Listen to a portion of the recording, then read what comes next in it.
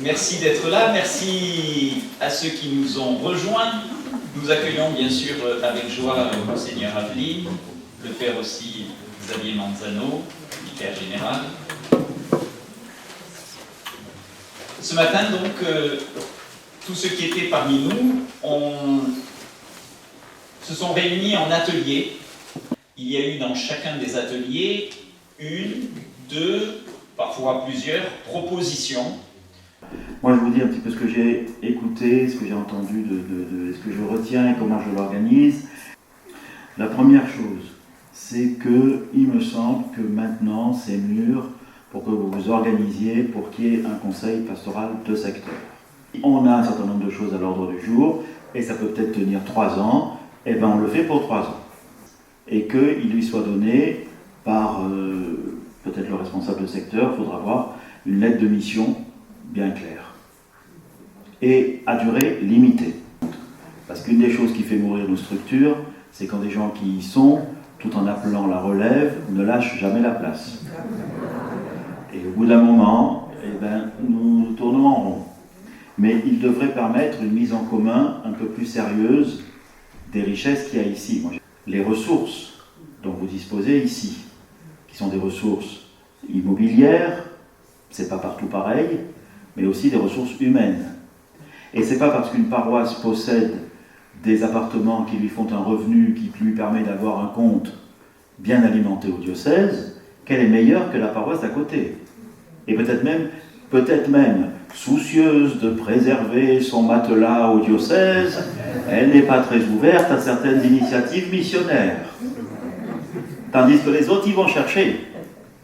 Je ferai, moi, de la question de l'accueil des réfugiés ukrainiens un examen qui sera révélateur de votre capacité à travailler ensemble d'un point de vue économique. C'est parce que sinon c'est trop facile de mettre en premier l'accueil des Ukrainiens et de dire que c'est à Sainte-Marguerite de se débrouiller. J'ai vu aussi, c'était avant-hier, que par rapport au reste du diocèse, vous avez ici plus d'une longueur d'avance sur la communication. Mais c'est une communication essentiellement paroissiale. Et quand j'ai rencontré des jeunes, ils me disent « mais nous on ne sait pas ce qu'il y a ailleurs ». Voilà, vous avez des possibilités, il ne faut surtout pas les perdre, et pour ne pas les perdre, il faut les partager. On a évoqué les aumôneries, l'aumônerie de secteur. Alors qu'il y ait une aumônerie de secteur, oui c'est bien, parce que justement là pour le coup qu'il y a un truc de secteur, tant mieux. Sauf qu'il faut qu'il soit bien implanté aussi dans... Vous voyez bien qu'à chaque fois qu'on mutualise, il faut en même temps incarner localement. Il y a des choses bien dans certains endroits, mais on pourrait imaginer quand même une structure un tout petit peu plus ancrée en plusieurs endroits et bien coordonnée de telle façon qu'il y ait du souffle, parce que c'est ce dont ils ont besoin. Et quand on a cet âge, on a besoin de sentir qu'on n'est pas seul. Et donc, il y a une population possible ici, et puis vous avez des établissements scolaires, on a dit tout à l'heure aussi. Là, je vous invite beaucoup à soigner ce lien entre paroisse et établissement scolaire. Je vois aujourd'hui, par exemple, dans les secteurs nord, où j'étais en visite pastorale juste avant, la place que prennent les établissements scolaires lorsque les paroisses diminuent. Si vous allez à Sainte-Marthe, aux Égalades, à Saint-Joseph, à Saint-Antoine, à Notre-Dame-Limite, heureusement qu'il y a des écoles. Heureusement qu'il y a Tour-Sainte, heureusement qu'il y a Margalan, etc., etc. Travaillez ensemble, en fonction des priorités que vous vous donnerez. Supposons que les Ukrainiens restent longtemps. Pourquoi ne pas mettre des étudiants avec eux? Un conseil pastoral de secteur, il peut avoir ça aussi comme préoccupation. On disait tout à l'heure les tournées de nuit, mais vous voyez aussi combien pour des jeunes, c'est aussi important que 3 séances de réflexion sur des textes. Mais participer à une tournée de nuit pour des jeunes, mais c'est immense. Le deuxième chapitre, c'est la nécessité, mais vous l'avez déjà, je trouve, beaucoup, et je vous en remercie, de la préoccupation missionnaire. Celle-là, il faut l'avoir dans la tête, dans le cœur, Mais il faut lui trouver des espaces très concrets de réalisation. J'insiste sur une certaine culture de la visite. Moi, j'insiste pour dire aux prêtres du diocèse, moi j'avais eu la chance quand j'étais jeune prêtre d'avoir un curé qui m'avait dit, et moi ça m'a étonné, parce qu'une demi-journée par semaine, je ne sais plus le jour où c'était, mettons jeudi après-midi, sur l'agenda c'était marqué visite. Et ça voulait dire que cette demi-journée-là, c'était pas des rendez-vous, c'était pas des réunions, c'était que je prends mon vélo ou je vais à pied et je vais rendre visite à des gens. Mais tout de même, la culture de la visite est importante dans la foi chrétienne. Elle est basée sur la visitation. Elle vaut pour tout baptiser. Et elle fait partie de cette dynamique missionnaire qui est simple et concrétisable. C'est-à-dire le jour où toutes nos réunions sont saturées par la question de l'organisation interne, c'est que nous ne sommes plus tout à fait chrétiens. C'est que nous sommes dans une association préoccupée de sa survie et pas de l'annonce de son message. Je pense aussi, donc cette culture de la visite, et toujours pour la dynamique missionnaire, cette insistance sur la beauté. C'est pas tellement venu, sauf par le chant. C'est important de soigner la beauté, parce que c'est une façon de soigner l'accueil. On a fait un effort, que ça soit beau. Les chants, les fleurs, la visite pastorale du secteur nord. Je réunis les jeunes. Il y avait une dizaine de jeunes de la paroisse Notre-Dame-Limite. Il faut le faire, Notre-Dame-Limite. Les HLM Bourrelli. Je leur dis, écoutez, je prends une demi-journée avec vous et c'est vous qui me faites visiter votre quartier. Et ils sont tout heureux au début. Quand j'ai dit, je viens une demi-journée avec vous, ouais. Après, ils se sont dit, mais il n'y a rien à voir ici. Et après, moi aussi d'ailleurs. et puis finalement, on le fait. Et là, plus on faisait, alors on va à la HLM des Bourrelli, après on va à la Solidarité, alors petit à petit. Alors moi, on va voir l'école que j'ai fait à la maternelle. Alors à la maternelle, où il était. Après, plus on prenait confiance, plus on était, ils téléphonaient aux copains qui étaient au 12e étage pour que d'en haut ils prennent la photo, etc. Vous voyez, et d'une fierté de me montrer leur quartier, même si de fait, on voit bien que l'un des défis pour la jeunesse aujourd'hui, c'est la laideur. Un autre, c'est l'oisiveté, et un troisième, c'est la mésestime de soi. Lutter contre la laideur, c'est la beauté. Lutter contre l'oisiveté, c'est oser demander à des jeunes. On était, l'autre soir, là, quand on était à Mazargues avec les jeunes, moi j'ai été très touché par ce qu'a dit Samuel. Quand il a raconté, qui est un chef scout, il a raconté un peu son histoire, puis bon, c'était un peu écarté de la foi et tout ça. Et qu'est-ce qu'il a fait revenir? C'est quelqu'un qui lui a dit, Samuel, viens avec nous, on a besoin de toi.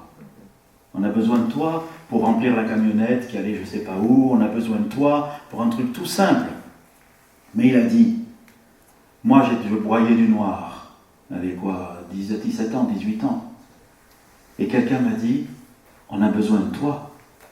Et je me suis dit, alors je ne suis pas un bon à rien. Et comme ça il est reparti. Et le type a témoigné de sa foi devant les autres. L'oisiveté et la mésestime de soi, ça va souvent ensemble, et lutter contre la laideur. Quand, à la fin de la visite pastorale, on a fait un peu comme on fait là, ceux-là, ils ont dit, non, il y a un truc qui n'est pas bien, c'est que devant notre église, tous les gens, ils mènent promener le chien, et c'est dégueulasse. Et notre église, elle n'est pas belle.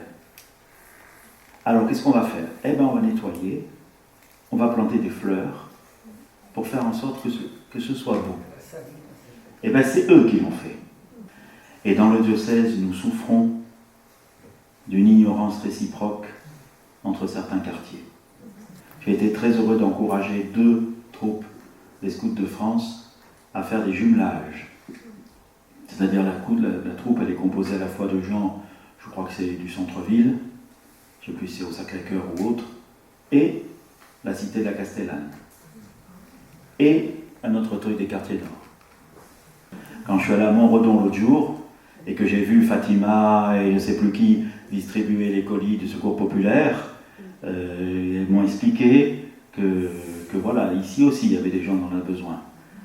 il y en a dans tout le secteur ici, même le 8-9, hein, beaucoup.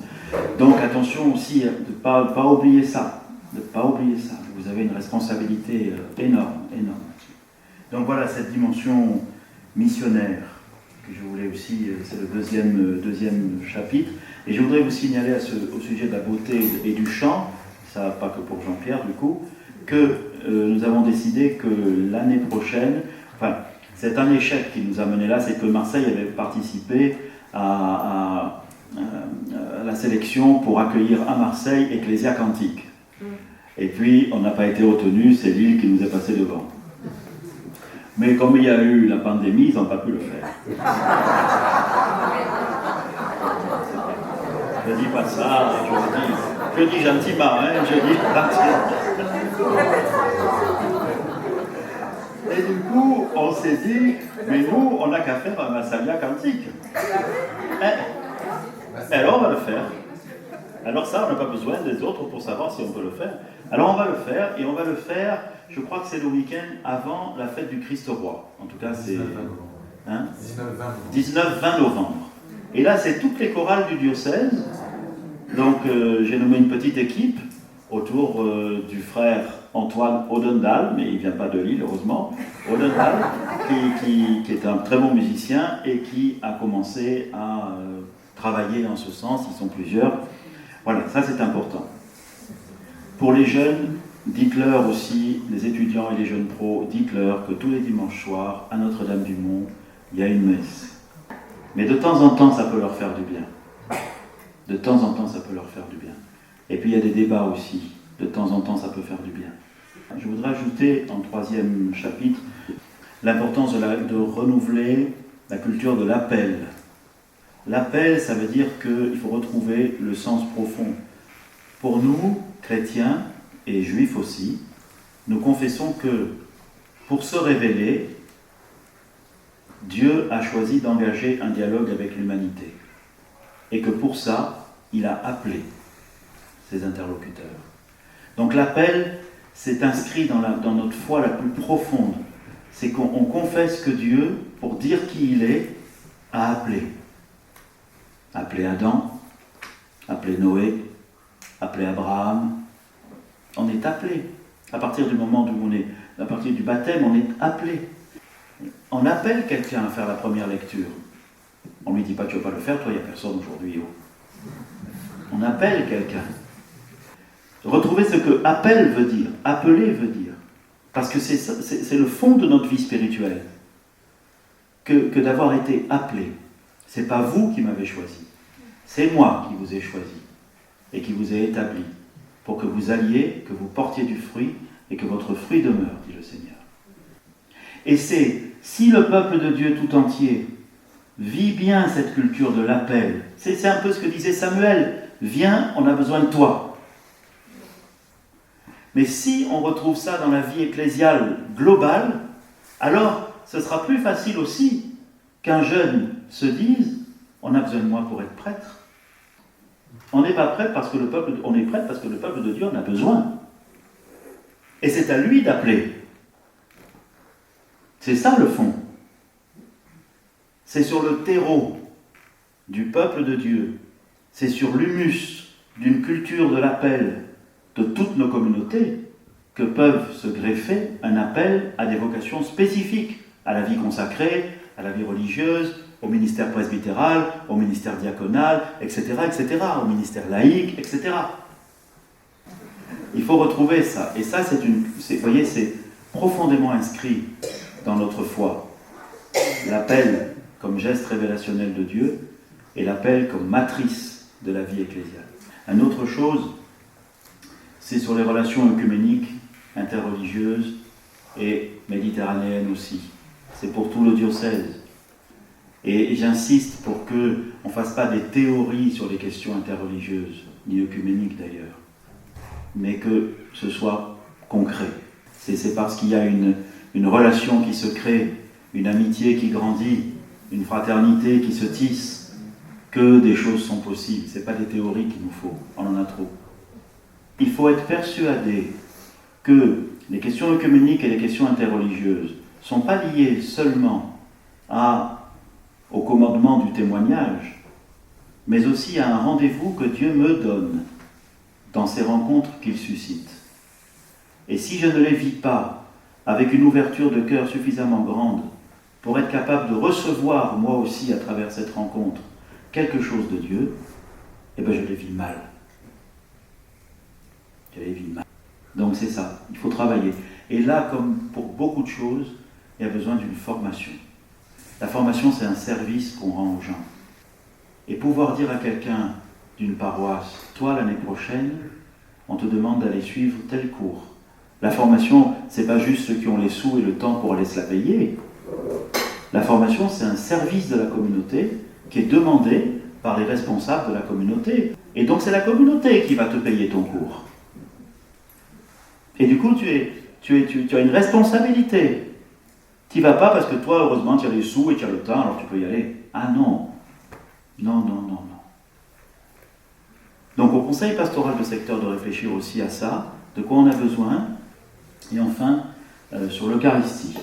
On est en train, vous le voyez bien, d'avoir une nouvelle traduction du missel.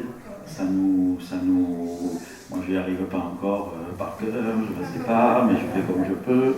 Mais bon, et puis il y a aussi toutes les questions sur les rites, les formes et tout ça. Mais redécouvrir quelle est la place de l'Eucharistie dans la vie générale de l'Église. Toutes les questions canoniques qui ont été dites, qui ont été évoquées, et en particulier sur tout ce qui concerne le catéchuménat, un travail avec le service diocésain du catéchuménat, pour aborder deux grandes questions. Un, les questions canoniques, donc justement on va y travailler parce que c'est pas simple, et deux, les questions de l'accompagnement de ceux qui ont été baptisés. On a eu un appel décisif merveilleux, je ne sais pas si quelques-uns d'entre vous y étaient, c'était dimanche dernier à Saint-Barnabé. Il y avait 98 catéchumènes pour le diocèse cette année. Malgré toutes les crises que nous traversons, et donc parfois on pourrait craindre que du coup elles nous écrasent, on est plutôt haute. Et la moyenne d'âge a baissé. 2, un peu plus nombreux que d'habitude, nombreuses sont les situations où la découverte du message chrétien intervient sur des moments existentiels difficiles. J'avais lu leurs lettres. Je dis à un moment, mais écoutez, vu tout ça, ça serait bien que vous disiez comment le Seigneur s'est approché de vous. C'est bien pour les autres aussi de l'entendre. Hein. La première personne se lève et dit, voilà, moi j'étais en prison. Je purgeais une peine de temps. J'ai rencontré une autre détenue. Et avec elle, j'ai commencé à faire du chemin. Et me voici. Deuxième se lève. C'est un homme, il dit, moi, voilà, l'année dernière, j'ai perdu mon père et j'ai perdu mon frère. Ça m'a remis la vie complètement par terre. Je me suis relevé grâce à quelqu'un qui m'a aidé. J'ai découvert la foi. Et voilà. Troisième personne se lève, je vous assure, c'était comme ça, mais je ne savais plus quoi faire. Troisième personne se lève, dit, c'est une femme, elle dit, voilà, moi il m'était arrivé ça et ça, et j'étais effondré, j'étais au 14e étage, j'ai voulu me jeter en bas et mettre fin à mes jours. Et c'est en m'approchant que j'ai senti que j'étais aimé. Je ne peux pas l'expliquer, mais j'étais aimé. Et c'est pour ça que j'ai reculé. Et puis j'ai cheminé, et puis me voici.